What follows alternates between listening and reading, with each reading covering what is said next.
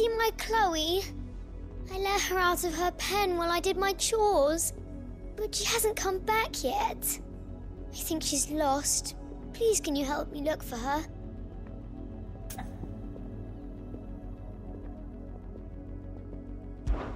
I can't promise I'll find her, but I'll try. Describe her to me. She's beautiful white hair. She lets me stroke her when I'm sad. She's ever such a good girl. So quiet and kind. And she likes walking in the wheat. I know the fields are big, but she's never got lost before. Oh, she must be starving too. She hasn't eaten anything since yesterday. It is my job to feed her. In that case, let's not keep her waiting.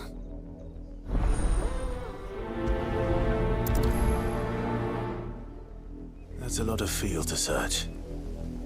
With a little luck, someone might have seen her.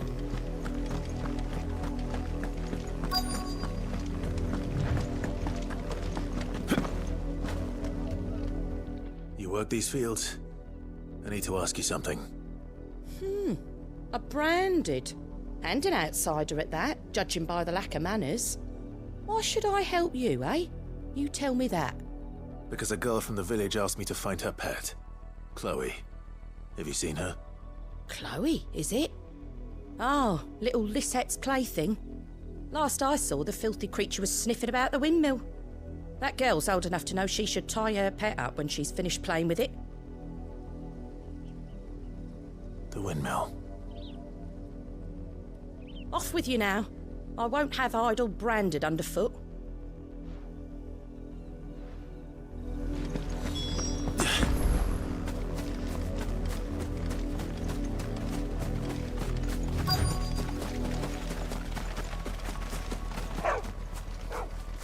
Chloe?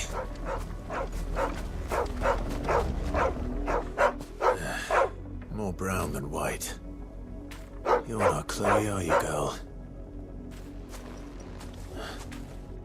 Is that someone napping on the job? I hope they don't mind the interruption.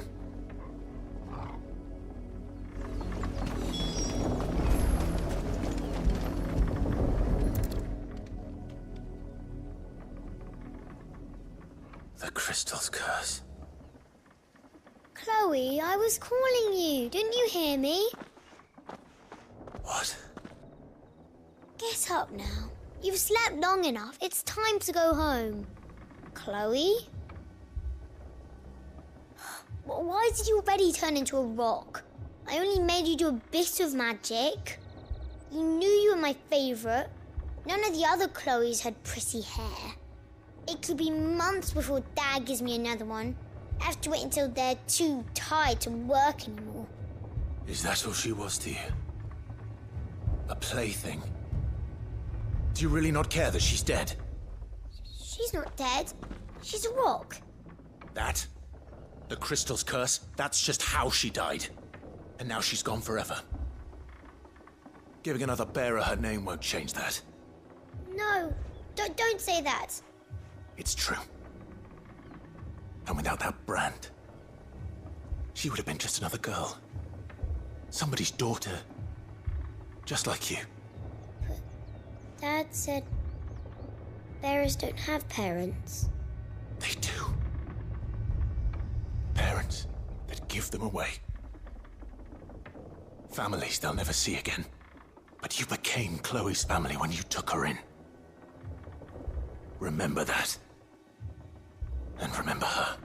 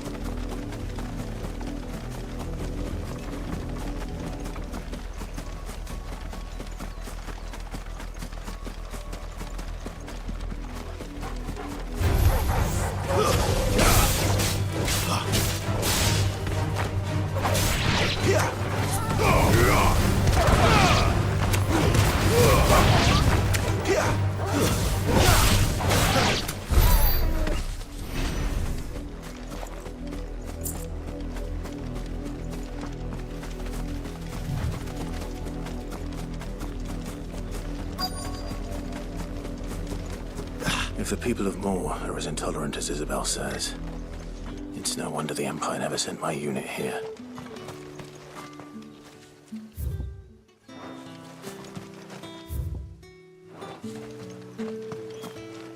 Buy, sell, or be gone.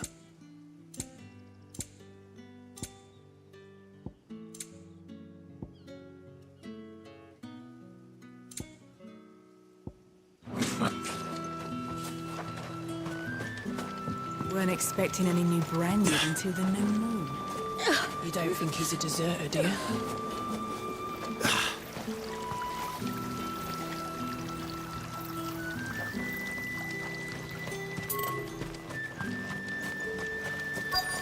Pull that clean?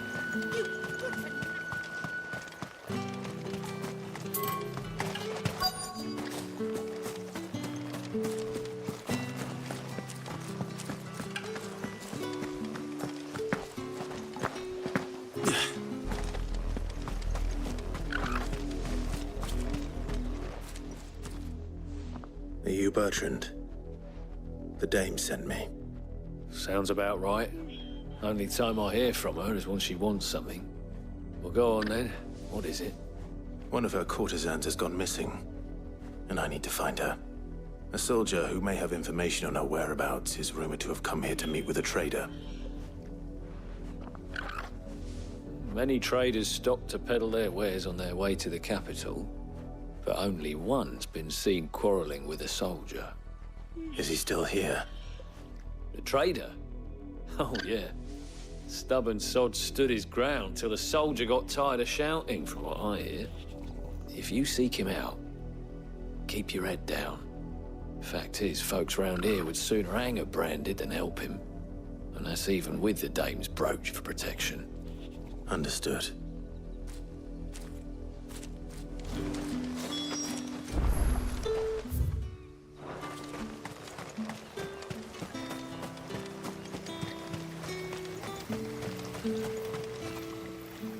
What's this? A branded? Where's your master? Must I call for a constable? I come to you from Northreach, at the behest of the dame. Perhaps you've heard of her. Why, of course I have. I am the good lady's servant. What is it that she requires of me? Rumor has it you were seen arguing with a soldier some few days ago. A soldier with a scar over his eye. Yes, that's right. He had a comb which he claimed was an antique. Said he wanted to trade it for a newer one. But old though it was, an antique it most certainly was not, as I told him. Nevertheless, he insisted that it was of great value and was quite vehement about my appraisal. I stood firm, however, and for all his bluster, he still purchased a new comb, albeit an inexpensive one. And do you know where he went after that? My customers aren't usually in the habit of telling me whither they are bound, but as it happens, this one did. Yonder ruins, strange as it may sound. My thanks. Not at all. I would do anything for the dame. Anything. Be sure and tell her, won't you, that I was helpful. I mean, most helpful.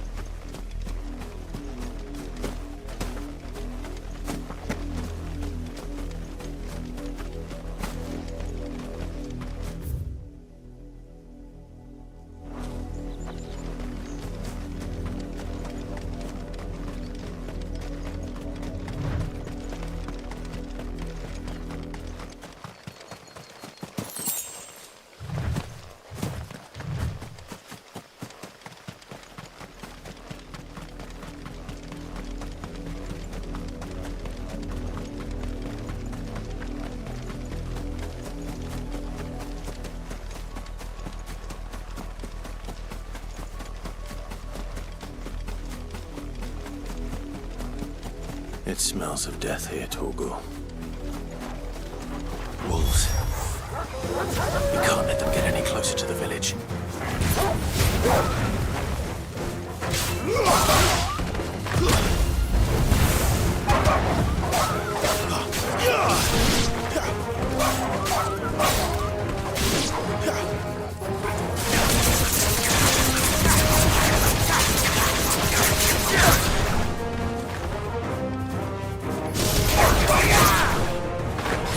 It's over.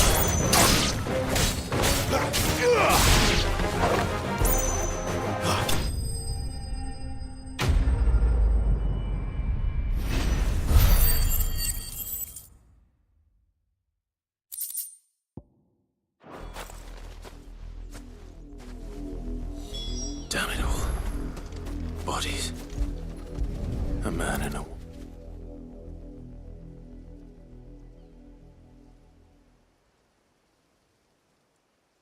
Well, the wolves have been busy. But the blood is long dry.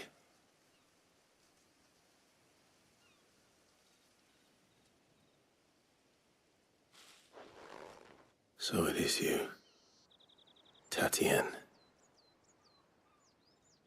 If that's true, then the body next to hers will be Yannick's. The girl Yannick went off to see every night. He said her name was Tatienne. You... Did you follow me? Now, why would I do that? Unless you think I'd have good reason to. But no. I was sent to find Yannick. By the looks of things, I have. We both found who we were searching for. Nah, he was a jealous sod. Couldn't stand the thought of his woman with someone else. Then one day he sees her with a new comb. Thinks she's got herself a new gallant. Tells the garrison he's going to find the man and kill him. We know it's all talk, but then he disappears off to Moor for some dealings and doesn't come back. If you mean this comb, it was a gift from the dame. If only Yannick had bothered to ask, eh? He might not be rotting on a hill. I think he meant to ask her something else. He stole the old comb and bought her a new one in the hope they'd wed. Wed? Where would they have gone? Certainly not back to Northreach with a dame waiting. And we all know what happens to deserters. Tell the dame I'm sorry for her loss. When the lads come to collect Yannick's body, I'll see that Tatienne is delivered to the Vale. Is that wise? Oh, there won't be any covering up this mess. The most we can hope for is that the dame doesn't hold it against us. Speaking of which, I saw her in Moor just now. Could you tell her what happened? Might sound better coming from you.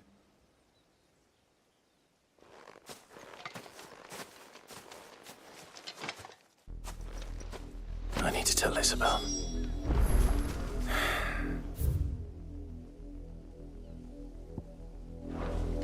Perhaps the comb will give her something to remember Tatienne by.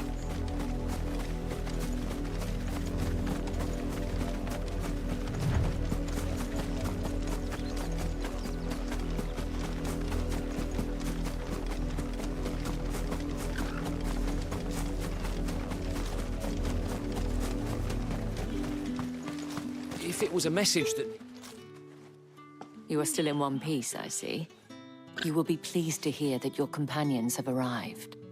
They said they would meet you at a little chapel to the east of here. Thank you, but you needn't have come all this way just to tell me. I was on my way to see you. You found her then?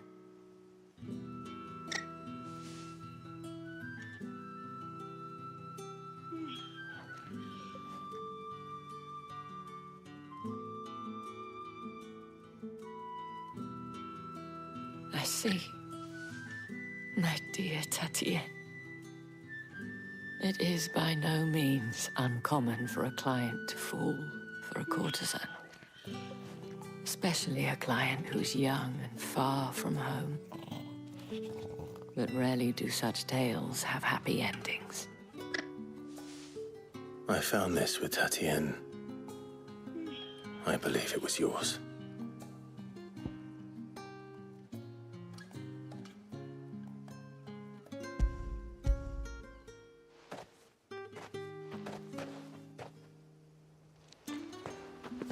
thank you for returning it. I shall see that it has a place on her pyre.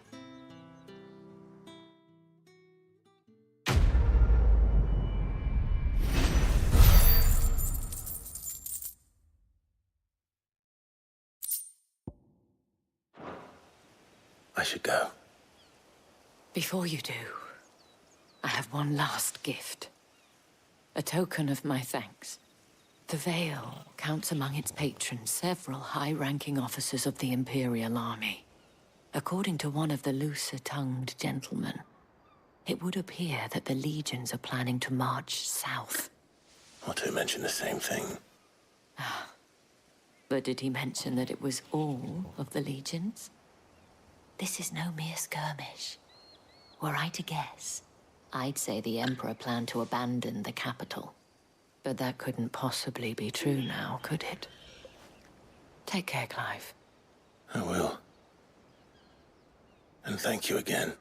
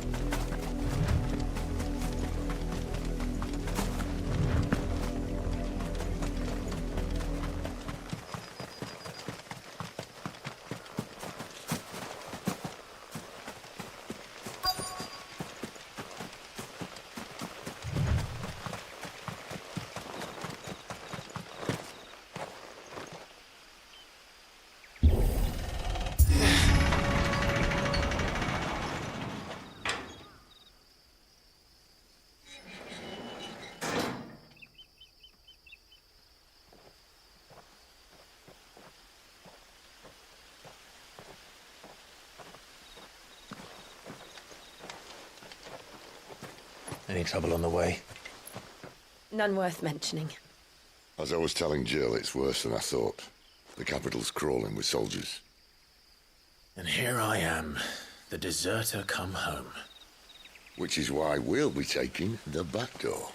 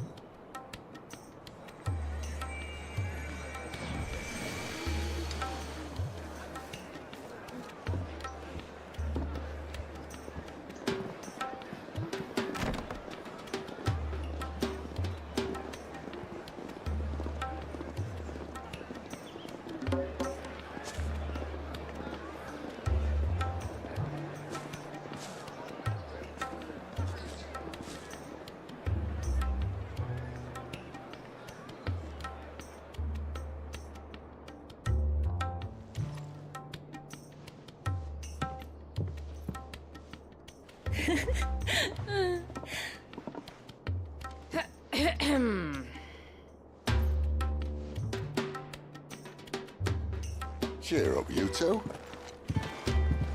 Can't think of a safer place in the Empire than a...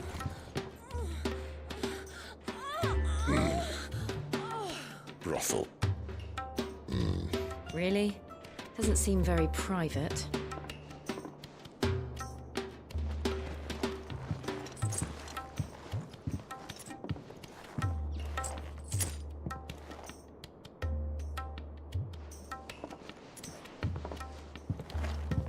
So then, how do we proceed? We'll be using the glass gate. Tonight, just after sunset.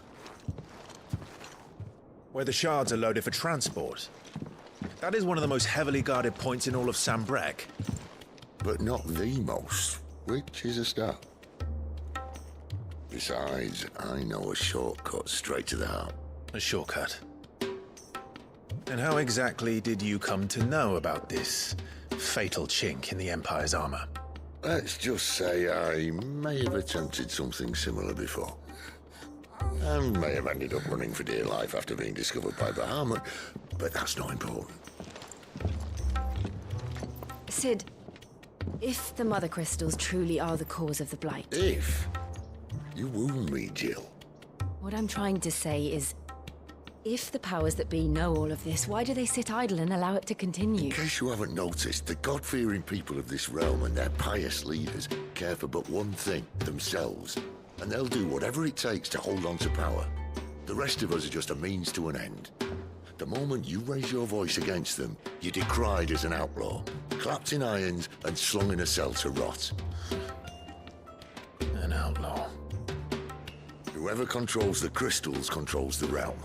But our kind can wield magic without them. To our rulers, we must seem the most convenient of tools. And the most dangerous. But what makes them think they have the right to use us? To leave us to die when our bodies are spent? Does a nobleman weep for a broken mug? A torn tunic? Our fate means nothing to them. No, this isn't a battle you can win with words. Believe me, I've tried, but nothing ever gets through.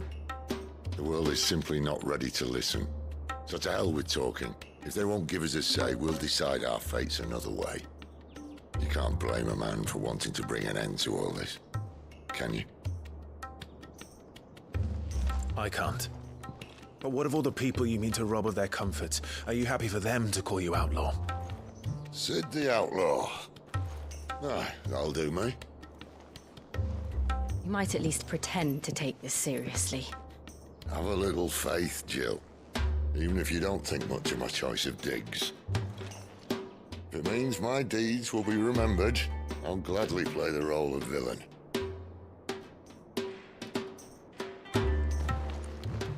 But first, we have a gate to crash. And once we're in, there'll be no turning back. So you best make ready. The world won't save itself.